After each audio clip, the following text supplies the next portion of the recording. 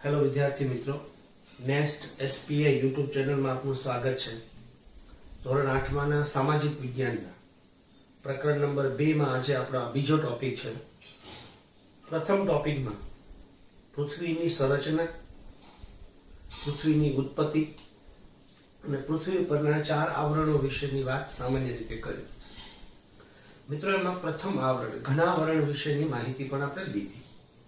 તો 4 આવરણો કયા છે તેના વિશે થોડી નોંધ ફરી વખત લખી નાખીએ અને ત્યાર પછી આપણે ઘનાવરણ પછીનું બીજું આવરણ જલાવરણ વિશેની માહિતીઓ આપણે આ લેક્ચરની અંદર એટલે કે ટોપિક નંબર 2 ની અંદર આપણે પ્રાપ્ત કરીએ। તો પૃથ્વી ઉપર કુલ 4 આવરણો છે। પૃથ્વીની રચના બાદ કુલ 4 આવરણ પૃથ્વી સપાટી ઉપર જોવા મળે છે। આ 4 આવરણોમાં સૌથી પહેલા નામ આપ્યું છે ઘનાવરણ, બીજું આવરણ લખ્યું છે જલાવરણ, ત્રીજું આવરણ લખ્યું છે વાતાવરણ અને ચોથું આવરણ છે જીવાવરણ। મિત્રો, પ્રથમ 3 આવરણોને પરિણામે સમગ્ર પૃથ્વી સપાટી ઉપર જીવાશ્મીઓ સજીવો અસ્તિત્વમાં આવ્યા અને જીવાવરણ એક ચોથું આવરણ આપણે ગયું।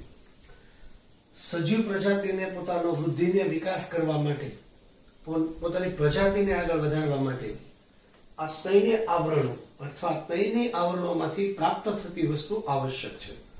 પછી એ હવા એટલે કે ઓક્સિજન હોય, ત્યાર પછી એ જળ હોય કે ત્યાર પછી એને રહેવા માટેની જગ્યા હોય। મિત્રો, એમાં ઘનાવરણ વિશે આપણે વાત કરી દીધી। ઘનાવરણના બીજા ઘણા બધા નામો આપ્યા હતા, જેની અંદર આપણે નામ આપ્યું હતું શિલાવરણ એક નામ આપ્યું હતું, પછી બીજું મુદ્દાવરણ નામ આપ્યું હતું। મૃદ એટલે માટી, માટીનું આવરણ એટલે મુદ્દાવરણ। શિલાવરણ એટલે શિલા એટલે પથ્થર, પથ્થરનું આવરણ એટલે શિલાવરણ અને ઘન એટલે નક્કર ખડકોનું આવરણ એટલે ઘનાવરણ। જેમાં મોટા ભાગે મિત્રો જમીન સપાટીનો 2 શબ્દો બોલું છું, ભૂમિ અથવા જમીન સપાટીનો સમાવેશ ઘનાવરણની અંદર આપણે કરેલો અને લાસ્ટ લેક્ચરમાં એના વિશે માહિતી મેળવી। તો ઘનાવરણ શું હતું, એની ઉપયોગિતા કેવી હતી, આ બધી વસ્તુ વિશેની એક ટૂંક નોંધ આપણે ઓલરેડી ભણી ગયા છીએ। મિત્રો, બીજું એવું જ અગત્યનું અને મહત્વનું કહી શકાય એવું પૃથ્વી સપાટી ઉપરનું એક આવરણ છે જલાવરણ। એવું પણ કહી શકાય કે પૃથ્વી સપાટી પર પ્રથમ અસ્તિત્વમાં આવેલું કોઈ આવરણ હોય તો એ જલાવરણ છે। તો સૌપ્રથમ હું જલાવરણ વિશેની હેડિંગ લખું અને ત્યારબાદ એની અંદર આવતા જે અગત્યના મુદ્દાઓ છે ક્રમબદ્ધ 1 by 1 આપણે એને મૂકતા જઈએ। નંબર 2 અને આપણે આ ટોપિક નંબર 2 ની અંદરનો મુખ્ય મુદ્દો છે જલાવરણ, જળનું આવરણ। જળ એટલે પાણી, પાણીનું આવરણ એટલે જલાવરણ। જળ આવરણ, જળ એટલે પાણી, આવરણ એટલે પડ, પાણીનું પડ એટલે આપણી ભાષામાં આપણે કહીએ છીએ જલાવરણ। મિત્રો, પૃથ્વી સપાટી ઉપર હવે એની વિગતો જે આવે છે નાની મોટી લખતા લઈએ। પૃથ્વી સપાટી ઉપર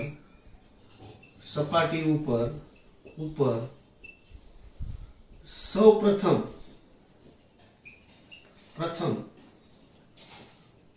અસ્તિત્વમાં આવેલું હોય તો તે જલાવરણ છે। આમ જોઈએ તો પૃથ્વીની સંરચના સમયે આ શબ્દને મેં એક યા બીજી રીતે હું બોલ્યો હતો, કારણ કે ટેક્સ્ટબુક ની અંદર એવું લખ્યું છે કે 4 આવરણોમાં સૌપ્રથમ આવરણ તરીકે જલાવરણને ગણવામાં આવે છે, બીજા શબ્દોમાં બહુ ઓળખવામાં આવે છે। તો પ્રશ્ન એવો થાય કે જ્યાં સુધી જમીન નથી ત્યાં સુધી જળ કેમ?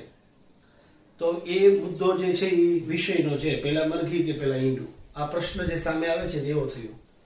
પણ ટેક્સ્ટબુક એવો સ્પષ્ટ ઉલ્લેખ કરે છે કે જલાવરણ એ પૃથ્વી સપાટી પરનું પ્રથમ અને મહત્વનું આવરણ ગણવામાં આવે છે। ત્યાર પછી પૃથ્વી સપાટી ઉપર જે મિત્રો નીચાણવાળા ભાગો છે ત્યાં જળનો જથ્થો સંગ્રહાયેલો છે।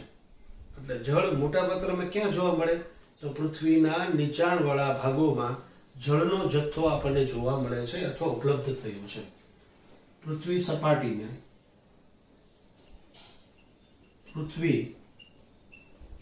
સપાટીના નીચાણવાળા ભાગોમાં જળ જથ્થો જે છે એ જોવા મળે છે. મિત્રો, ઊંચાણવાળા ભાગો હોય તો એ તો સ્વાભાવિક છે કે ત્યાં આપણે મેદાન કીધું, ઉચ્ચ પ્રદેશ કીધું, આગળ જતા એને પર્વત કીધું. પણ જો તમે જો તો નીચાણવાળા ભાગો હોય તો ત્યાં પાણી બધું ભરેલું છે. ત્યાં શું છે, કઈ રીતની વ્યવસ્થા છે, કઈ રીતની જમીનનો પ્રકાર છે, એના વિશે આપણે બહુ જાણતા નથી. તો જે ખુલ્લું છે જેને આપણે ઘનાવરણ કીધું, અને એ ઘનાવરણની ઊંચાઈ એની લાક્ષણિકતાને આધારે મેદાનમાં કન્વર્ટ કરી શકાય, એને ઉચ્ચ પ્રદેશ કહી શકાય, પર્વત કહી શકાય. તો જેટલી જેટલી જમીન સપાટી ઉપર છે આ બધા જેમ જેમ ઊંચાઈ વધતી છે, મેદાન હોય તો મિત્રો 180 મીટર જેટલું ઊંચું હોય, ઉચ્ચ પ્રદેશ હોય તો એ 600 મીટર જેટલો ઊંચો હોય, પર્વત હોય તો 900 થી 1000 મીટરની ઊંચાઈ હોય. તો જમીન સપાટીની દરિયાઈ સપાટી હંમેશા 0 માની લેવામાં આવે, અને 0 સપાટીથી બધી ઊંચાઈ ધરાવતો વિસ્તાર હોય એ બધું ઘનાવરણમાં પરિણામે. અને આ ઘનાવરણના વર્ગીકરણ કરી શકાય, મેદાન, ઉચ્ચ પ્રદેશ, પર્વતો એવા નામથી એને ઓળખવામાં આવે. તો એવો શબ્દ વાપરો છે કે નીચાણવાળા જે ભાગો છે એની અંદર આપણે જળનો જથ્થો જોવા મળે છે.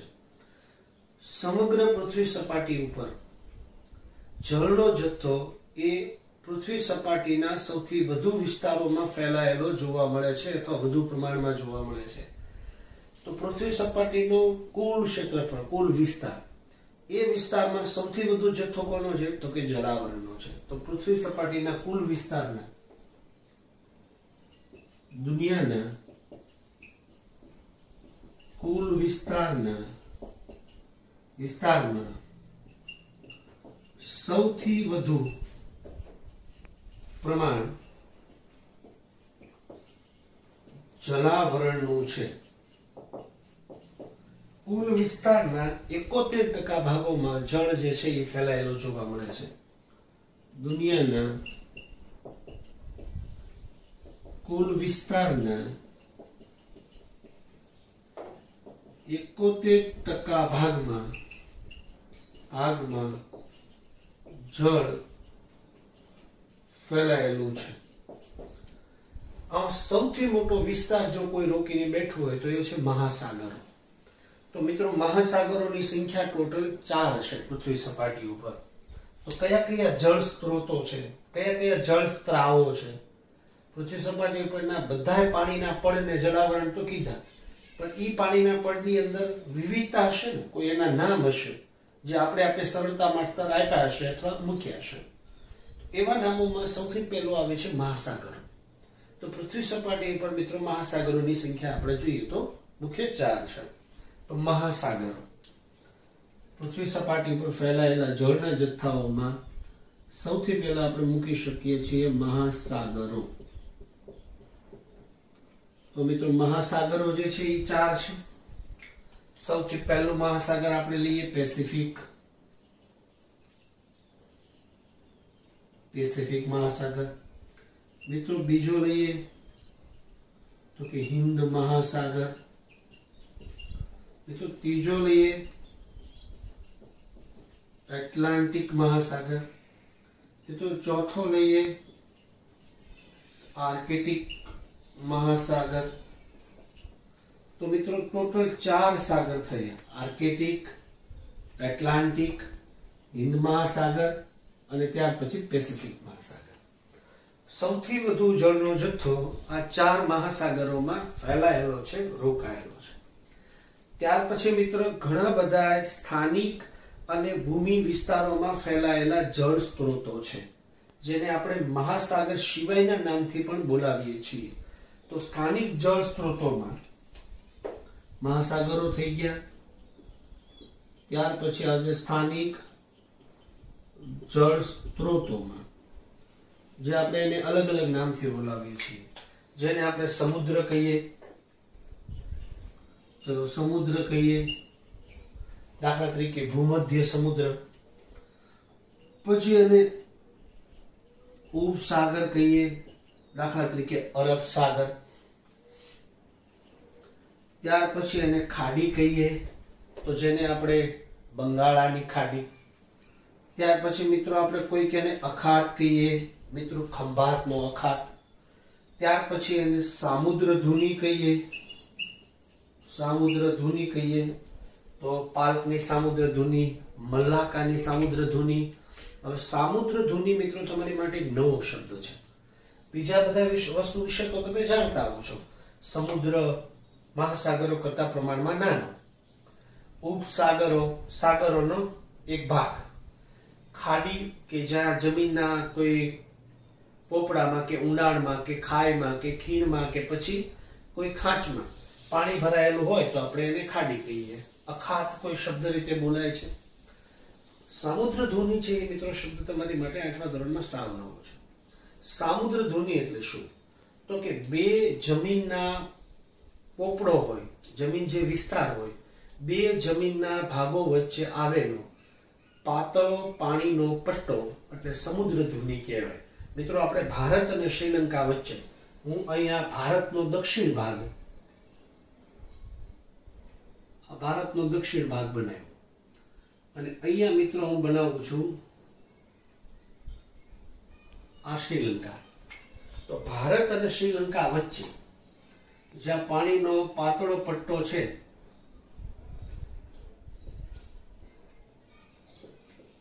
આ ભાગ, આને મિત્રો સામુદ્ર ધુની કહેવાય. સામુદ્ર ધુની કહેવાય. આ સામુદ્ર ધુનીના પોતાના નામ હોય. આ સામુદ્ર ધુનીનું નામ છે પાલ્કની સામુદ્ર ધુની. ભારત અને શ્રીલંકા વચ્ચે આવેલી છે. એટલે ભારત અને શ્રીલંકા વચ્ચે આવેલો પાણીનો પાતળો પટ્ટો એટલે એને સામુદ્ર ધુની કહેવાય. વિશ્વમાં આવી ઘણી બધી સામુદ્ર ધુનીઓ છે. ભારતની અંદર અહીં જોવા મળે છે એટલે મેં એને લખ્યું પાલ્કની સામુદ્ર ધુની. આનું નામ છે પાલ્કની સામુદ્ર ધુની. મિત્રો ખાસ કરીને જોઈએ. હવે બીજા આપણે સીધા પાછા આપણા ટોપિક ઉપર આવી જઈએ, જલાવરણ પર. મિત્રો જલાવરણની અંદર આવેલા જે મહાસાગરો છે એ ઘણી જગ્યાઓ ઉપર હાવ છીછરા છે અને ઘણી જગ્યા પર ખૂબ ઊંચી ઊંડાઈ ધરાવે છે, નીચાણવાળા ભાગો છે. આ ઊંડાઈ મિત્રો જમીન સપાટીથી એટલે કે 0 મીટરથી 10 થી 11 કિલોમીટર સુધી ઊંડા છે, જે જમીનના પેટાળની અંદર, દરિયાના પેટાળની અંદર આવેલું છે એવું કહેવાય.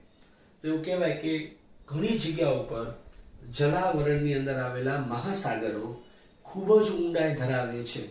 આ ઊંડાઈ 10 થી 11 કિલોમીટર જેટલી આપણને જોવા મળે છે. એટલે દરિયાની ઊંડાઈ ક્યાંક 10 થી 11 કિલોમીટર જેટલી જોઈ શકાય છે. તો ત્યારબાદ મહાસાગરો ઘણી જગ્યા પર 10 કિમી થી 11 કિમી જેટલી ઊંડાઈ ધરાવે છે એવો આપણે શબ્દ વાપરી શકીએ છીએ. મિત્રો જેવી રીતે જમીન સપાટી ઉપરની જે વિવિધતા છે, દાખલા તરીકે ઘનાવરણ, તો ઘનાવરણની અંદર જેવી રીતે વિવિધતા છે, તો ઘનાવરણની અંદર કેવી વિવિધતા છે? તો કે ઘનાવરણની અંદર તમને જોવા મળે છે કોઈક જગ્યા ઉપર મેદાન જોવા મળે, કોઈક જગ્યા ઉપર ઉચ્ચ પ્રદેશ જોવા મળે, કોઈ જગ્યા ઉપર પર્વત જોવા મળે, અહીંયા વનસ્પતિ જોવા મળે છે, અહીંયા વન્ય જીવો જોવા મળે છે.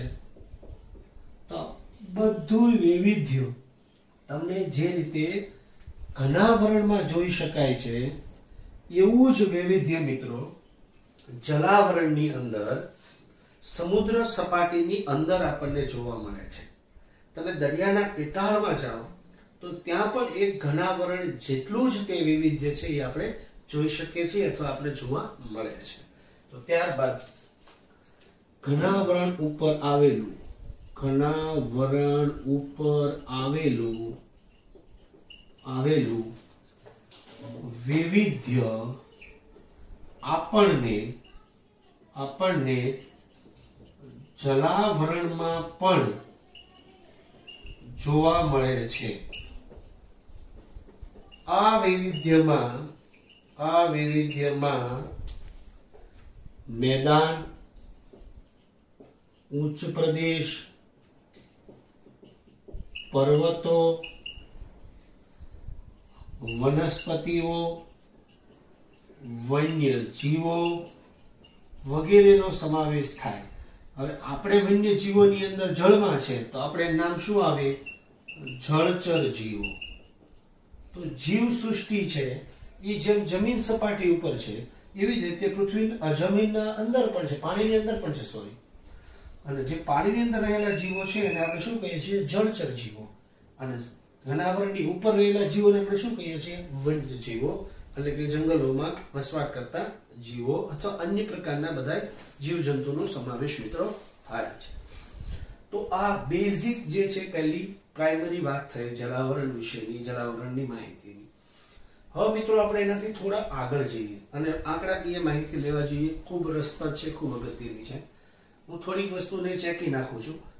હવે આ બધી વસ્તુની જરૂરિયાત નથી. મેં જલાવરણ ક્યાં પથરાયેલું છે, કેવી રીતે પથરાયેલું છે, કયા સ્વરૂપમાં ફેલાયેલું છે, કેટલો જથ્થો છે, કેટલી ઊંડાઈ છે અને જલાવરણની અંદર શું છે એનો બેઝિક આઈડિયા છે એ મેં તમારી સામે અત્યારે અહીં મૂકી દીધો છે.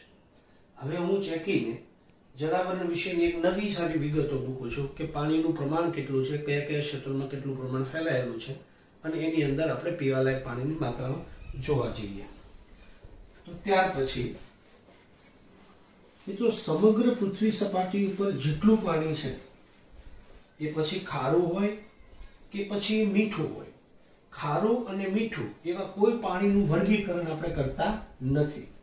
આપણે ફક્ત જોઈએ છીએ કે પૃથ્વી સપાટી ઉપર જેટલું જળ છે એ જળની અંદરથી મિત્રો 97% પાણી જે છે એ ખાસ કરીને જોઈએ તો સમુદ્રમાં, મહાસાગરોની અંદર આપણે ફેલાયેલું અથવા પથરાયેલું જોવા મળે છે. તો દુનિયાના કુલ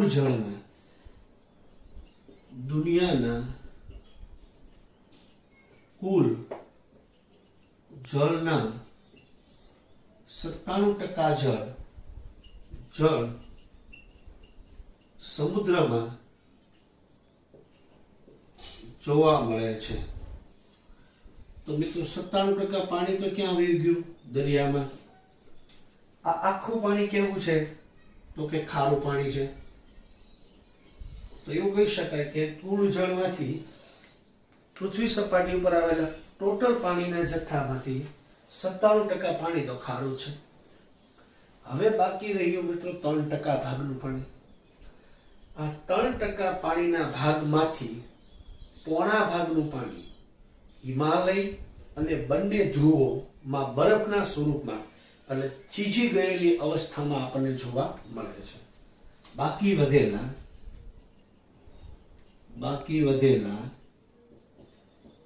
3% જળમાંથી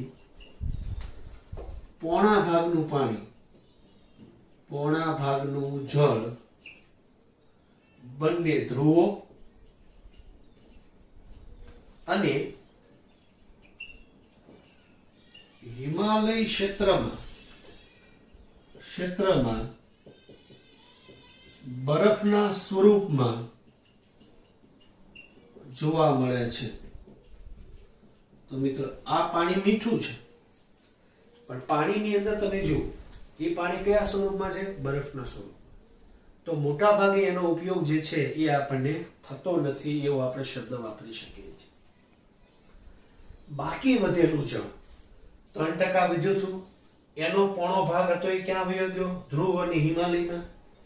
હવે જે બાકી વધેલું જળ છે એ જળ મિત્રો જમીન સપાટી પર તળાવો, સરોવરો, ઝરણાઓ, નદીઓ અને પૃથ્વીના પેટાળમાં સંગ્રહ થયેલું જોવા મળે છે.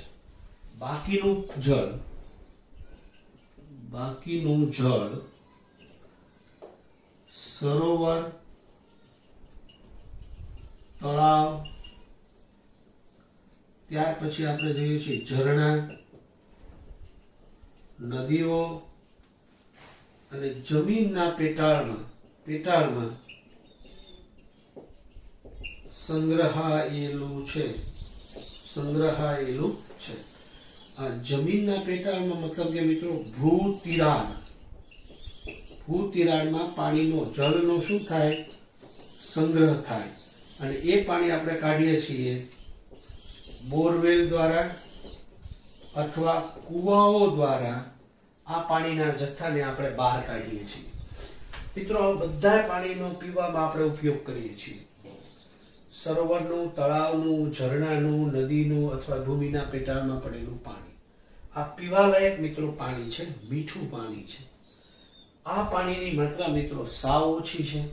વિશ્વના કુલ જળની અંદર આનું પ્રમાણ ગણો તો સાવ નહિવત ગણાવી શકાય, ખૂબ ઓછું કહેવાય. આ ઓછા જળની અંદર પણ પૃથ્વી સપાટી ઉપરની દરેક સજીવ પ્રજાતિઓ જે છે એ પોતાનું જીવન નિર્વાહ કરે છે. મતલબ કે આ જળ પીને, આ જળનો ઉપયોગ કરીને મિત્રો પોતાનું જે નિર્વાહન જે છે એ સજીવ પ્રજાતિ કરે છે.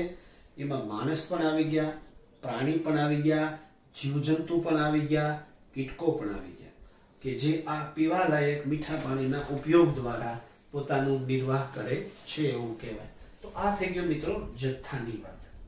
મિત્રો પાણીનો પ્રાપ્તિ સ્થાન છે ને એ વૃષ્ટિ છે. વૃષ્ટિ એટલે વરસાદ. જળના પ્રાપ્તિ સ્થાનોમાં વૃષ્ટિ ગણાવી શકાય. એક મુદ્દો અહીંયા લખું છું, ટેક્સ્ટબુકનો ભાગ નથી પણ થોડી તમારી સમજણ જરૂરી છે. મિત્રો સપાટી ઉપર જે પાણી મળે છે એ પાણીનો મુખ્ય આધાર છે મિત્રો વરસાદ, જેને આપણે કહીએ વૃષ્ટિ. વૃષ્ટિ શબ્દ યાદ રાખજો, વરસાદ તો યાદ ખ્યાલ જ હોય તમને. વૃષ્ટિ એટલે પણ શું થાય, વરસાદ. મિત્રો વૃષ્ટિના બે પ્રકાર છે. એક આપણે કહીએ છીએ જળ વૃષ્ટિ, પાણીનો વરસાદ, અને બીજું મિત્રો આપણે કહીએ છીએ હિમવૃષ્ટિ, મતલબ કે બરફનો વરસાદ. ધ્રુવીય વિસ્તારો હોય, ઠંડા વિસ્તારો હોય, હિમાલય ક્ષેત્ર છે, આવી બધી જે પર્વત શ્રેણીઓ છે કે જ્યાં ઠંડીની માત્રા વધુ છે ત્યાં જળ છે એ થીજી જાય છે અને બરફના સ્વરૂપની અંદર વરસાદ સ્વરૂપે વરસે છે, પડે છે, જેને આપણે હિમવૃષ્ટિ કહીએ. ભારતની અંદર હિમાલય ક્ષેત્રમાં આ વૃષ્ટિ થતી આપણે જોવા મળે છે. મતલબ જળ વૃષ્ટિ એટલે પાણીના વરસાદ આપણથી જળ પ્રાપ્ત થાય. આ જળ બે સ્વરૂપમાં પૃથ્વી સપાટી ઉપર હોય. એક હોય ભૂમિગત જળ અને એક હોય પુષ્ટીય જળ. એક હોય જમીન સપાટી ઉપરનું પાણી, બીજું છે જમીન સપાટી અંદરનું પાણી. તો જળ વૃષ્ટિના પેટા બે પ્રકાર પડે. એક આવે છે પુષ્ટીય જળ અને બીજું મિત્રો આવે છે ભૂમિગત જળ. જો હું આ પીવાના પાણીના સ્ત્રોતની વાત કરું છું, પીવાના પાણીનો મુખ્ય આધાર શું છે, વૃષ્ટિ એટલે કે વરસાદ. વરસાદ બે સ્વરૂપમાં પડે છે, જળ અને હિમના સ્વરૂપમાં. હિમ સ્વરૂપમાં પડેલો વરસાદ આપણને ખાસ એટલો ઉપયોગી નથી. જળ સ્વરૂપમાં પડેલો વરસાદ આપણને પીવાનું પાણી આપે છે. જળ સ્વરૂપમાં પડેલા વરસાદને બે ભાગમાં ડિવાઈડ થાય, કારણ કે એનું પાણી બે ભાગમાં વિભાજિત થયું. એક કે પુષ્ટીય જળ કહેવાય, એક ભૂમિગત જળ કહેવાય. મિત્રો પુષ્ટીય જળ એટલે જમીન સપાટી ઉપરનું પાણી. હવે એના સ્ત્રોતો મેં લખ્યા છે, જો સરોવર, તળાવો, ઝરણા અને નદીઓ, આ બધું છે ને આ થઈ ગયું પુષ્ટીય જળ. જળ જેને આપણે કહીએ જમીન સપાટી ઉપરનું પાણી, જે ખુલ્લું હોય, આપણે દેખાતું હોય. અને જમીન પેટાળનું પાણી મિત્રો આને કહેવાય છે ભૂમિગત જળ, જમીન સપાટી અંદરનું પાણી. પુષ્ટીય જળનો મુખ્ય સ્ત્રોત છે ને મિત્રો એ છે નદી છે. આ પુષ્ટીય જળનો મુખ્ય સ્ત્રોત ગણવામાં આવે છે. પૃથ્વી સપાટી ઉપર માનવ પ્રજાતિને પીવાલાયક પાણીનો મોટામાં મોટો કોઈ જથ્થો હોય ને તો એ જથ્થો છે નદીના પાણી. એટલે એવું કહેવાય પુષ્ટીય જળના સૌથી મુખ્ય સ્ત્રોત નદીઓને ગણવામાં આવે છે અથવા નદીઓને માનવામાં આવે છે. તો આ થયું મિત્રો ખાસ કરીને પીવાલાયક પાણીની વ્યવસ્થાની વાત. આના વિશેની વિગત કઈ તમને ટેક્સ્ટબુકમાં નથી આપી, પણ મેં વધારાની વિગત સ્વરૂપે તમને સમજાવી છે. થર્ડ પાર્ટ મતલબ જલાવરણનો ત્રીજો મુદ્દો આપણી માટે આવે છે કે જલાવરણની ઉપયોગિતા સમજાવો. જલાવરણની ઉપયોગિતા વિશે માહિતી આપો.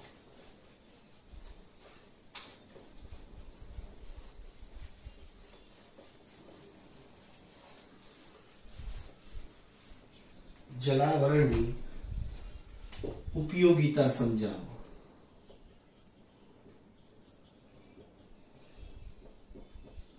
જલાવરણની ઉપયોગિતા સમજાવો. ઉપયોગિતા વિશે માહિતી. સૌથી પહેલા મિત્રો જલાવરણનો ફાયદો છે વરસાદ માટે. સમુદ્રનું પાણી છે એ બાષ્પીભવન થઈને વરાળ સ્વરૂપમાં જાય. આકાશની અંદર એના વાદળો બંધાય અને એ વાદળો વરસાદ સ્વરૂપે વરસે. તો સૌથી પહેલા જલાવરણનું કામ છે. જલાવરણ વરસાદ લાવવામાં ઉપયોગી છે. તો નંબર 1 પહેલો મુદ્દો, જલાવરણ વૃષ્ટિ, કૌંસમાં લખું છું, વરસાદ લાવવામાં ઉપયોગી છે. બીજા શબ્દોમાં કહું, મદદરૂપ થાય છે. સમુદ્ર સમુદ્રમાંથી વરાળ બને, એ વરાળના વાદળો બંધાય અને એનાથી વરસાદ આવવાની સંભાવનાઓ આપણી સામે પેદા થાય છે. મિત્રો, સમુદ્ર સપાટીની અંદરથી ઘણા બધા પ્રકારના રસાયણો ઉપલબ્ધ થાય છે. ઉદાહરણ તરીકે ખનિજ તેલ. તો સમુદ્ર સપાટીના પેટાળમાંથી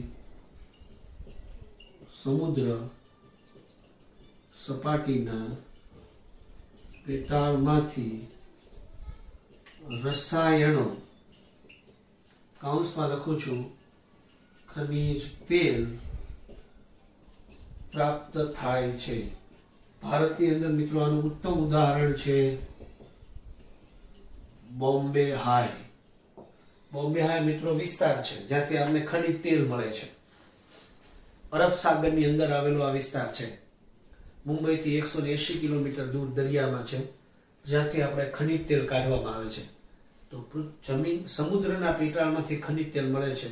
ભારતનું એક એવું સ્થળ છે જેનું નામ છે બોમ્બે હાઈ. અરબ સાગરની અંદર આવ્યું છે. મુંબઈથી 180 કિલોમીટર દૂર આવેલું જોવા આપણને મળે છે. તો સમુદ્ર સપાટીમાંથી રસાયણો મળે છે. મિત્રો, સમુદ્ર સપાટીમાંથી તમને મીઠું પકવવામાં ઉપયોગી થાય છે, મતલબ મીઠું ઉપલબ્ધ થાય છે. સમુદ્રને કારણે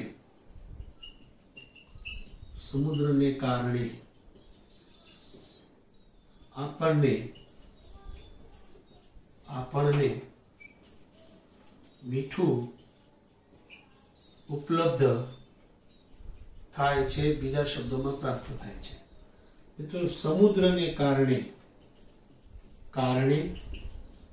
સમુદ્ર શબ્દ કાઢી નાખો, જલાવરણને કારણે. કારણ કે હવે જે મુદ્દો હું લખું છું એવું જરૂર નથી કે સમુદ્રમાંથી જ મળે, એ તો સરોવરમાંથી જ મળે. જલાવરણને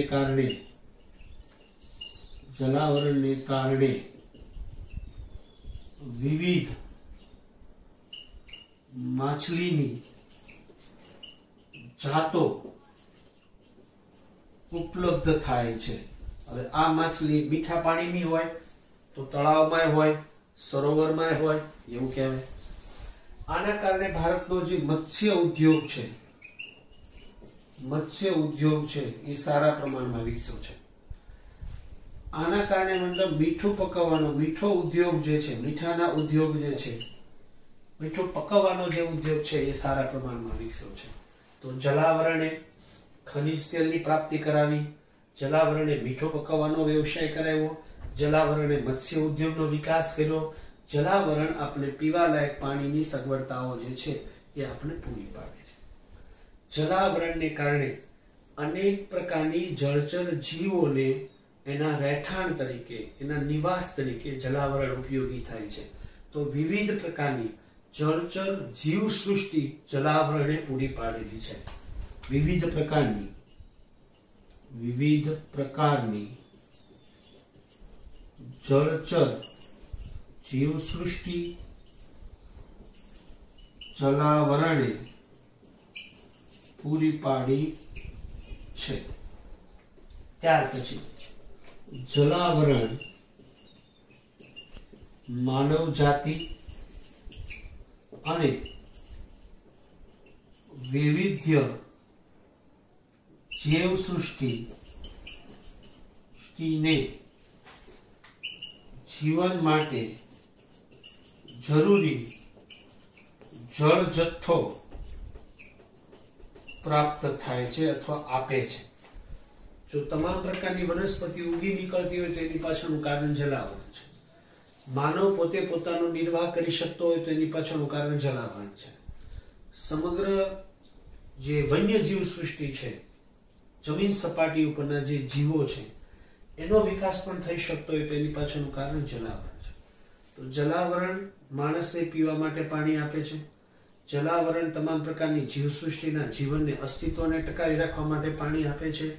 જલાવરણ વનસ્પતિના વૃદ્ધિ અને વિકાસ માટે પાણી પૂરું પાડે છે, એવો આપણે શબ્દ વાપરી શકીએ છીએ.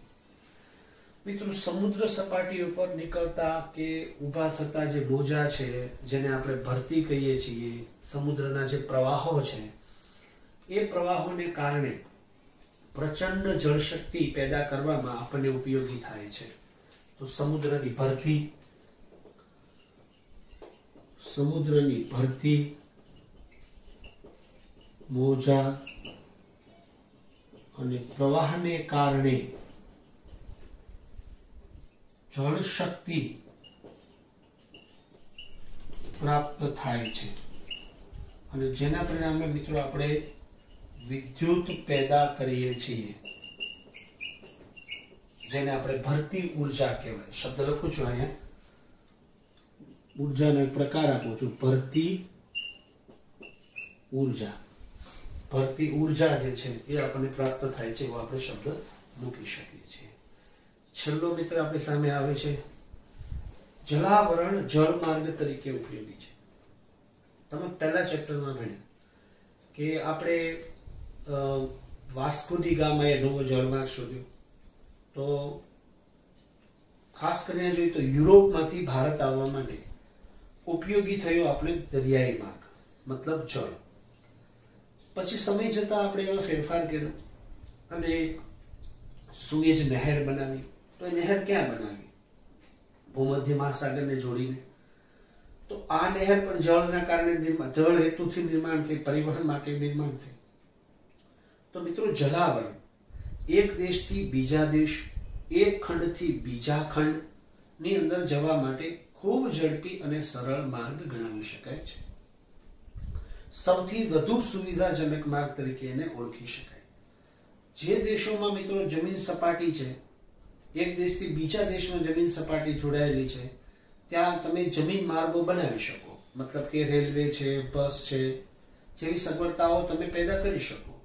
પણ જે દેશોમાં મિત્રો જળમાર્ગ છે જ નહીં, દાખલા તરીકે ખંડો લો, એવા ખંડ જેને દ્વીપ કહેવાય, દાખલા તરીકે શ્રીલંકા છે મિત્રો, ઓસ્ટ્રેલિયા છે મિત્રો, ન્યુઝીલેન્ડ છે. તો આ બધા પ્રકારના જે દ્વીપો છે, એ બધા દ્વીપો જ્યારે એકથી બીજા પ્રદેશો સાથે સરળતાથી ત્યારે જોડાઈ શકે જ્યારે એમની પાસે આ દરિયાઈ સપાટી હોય અને એનો જળમાર્ગ દ્વારા એકબીજાથી નજીક આવવાનો એ પ્રયાસ કરે છે. તો જલાવરણ છે, સમુદ્ર છે, એ તમને જળમાર્ગ તરીકે ખૂબ જ ઉપયોગી થાય છે. તો જલાવરણ જળમાર્ગ તરીકે ઉપયોગી થાય છે. જો એમાં ફક્ત મેં સમુદ્ર નથી લખ્યું, દરિયો જ તે તમને જળમાર્ગ તરીકે ઉપયોગી થાય એવું જરૂરી નથી. હું ભારતના સંદર્ભે વાત કરું તો ભારતમાં ગંગા નદીમાં વહાણવટું થાય છે. તો ગંગા નદીમાં હોડીઓ ચલાવવામાં આવે છે, એક જગ્યાએથી બીજી જગ્યા ઉપર મૂકવામાં આવે છે, લોકોને લઈ જવામાં આવે છે.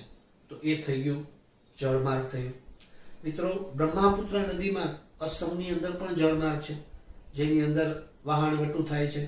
તો એ પણ જળમાર્ગ તરીકે મિત્રો ઉપયોગી થાય. આપણે 5 રાષ્ટ્રીય જળમાર્ગ ઘોષિત કરેલા છે દેશની અંદર. એકથી બીજા સ્થળે જવા માટે જળનો ઉપયોગ કરવામાં આવે છે, નદીઓને સાંકળી, નદીઓને જોડી. તો મિત્રો, ખાલી સમુદ્ર જળમાર્ગ તરીકે ઉપયોગી નથી, સમગ્ર જળ છે ને એ જળમાર્ગ તરીકે ઉપયોગી થતું હોય. ક્યારેક દેશની અંદર પણ, ક્યારેક એક દેશથી બીજા દેશ વચ્ચેનો સંપર્ક સાધવા માટે પણ જળમાર્ગ તરીકે ઉપયોગ થાય. તો મિત્રો, આટલા જે મુખ્ય મુદ્દાઓ છે, 2, 4, 6 અને 8 મુદ્દા જે જલાવરણની ઉપયોગિતા દર્શાવે છે, જલાવરણની ઉપયોગિતા વિશેની માહિતી તમને પૂરી પાડે છે. તો 3 સ્લેબમાં આપણે આખો જલાવરણના ટોપિકનો અભ્યાસ કર્યો. પેલું, જલાવરણ છે શું, કેટલું ક્યાં ફેલાયેલું છે એની વાત કરી. બીજું, એના જળની ટકાવારી અને એના વપરાશની વાત કરી મિત્રો. ત્યાર પછી પીવાલાયક પાણી પ્રાપ્ત કઈ રીતે થાય એનો ચાર્ટ બનાવીને મેં સમજાવ્યું. અને છેલ્લે મિત્રો ત્રીજો ભાગ લખ્યો છે જલાવરણની ઉપયોગિતા. તો 3 ભાગમાં આપણે જલાવરણના ટોપિકને ડિવાઈડ કર્યો, મતલબ વિભાજિત કર્યો છે. અને આ 3 ભાગને શાંતિપૂર્વક મિત્રો બેસીને ઇયરફોન લઈને લેક્ચર સાંભળતા જરૂર પડે તો તમે નોટ ડાઉન બુક્સની અંદર કરતા જાઓ અને આખો ટોપિક સમજવાનો પ્રયાસ કરો, એટલે તમારી સામે આ ટોપિક ક્લિયર થઈ જશે. આગળ જતા કોઈ પણ પ્રકારનો આની અંદર તમને ડાઉટ હોય તો એ ડાઉટનું સોલ્યુશન સ્કૂલ શરૂ થઈએ આપણે સાથે બેસીને કરશું. બરાબર, અહીંયા સુધી આપણે રાખીએ છીએ. હોમવર્ક તમને આ વિડિયો લેક્ચરની સાથે આવી જશે. જલાવરણની જે ટૂંકનોંધ છે બીજી, એ આપણે એક વખત લખવાની છે. હું અહીંયા કંઈ પણ દઉં છું, સાથે સાથે તમને લેક્ચર જે વિડિયો લેક્ચરની લિંક આવે એની અંદર પણ તમારું હોમવર્ક લખીને આવી જશે. તો અહીંયા સુધી મિત્રો આપણે રાખીએ. થેન્ક યુ, આભાર, અસ્તુ.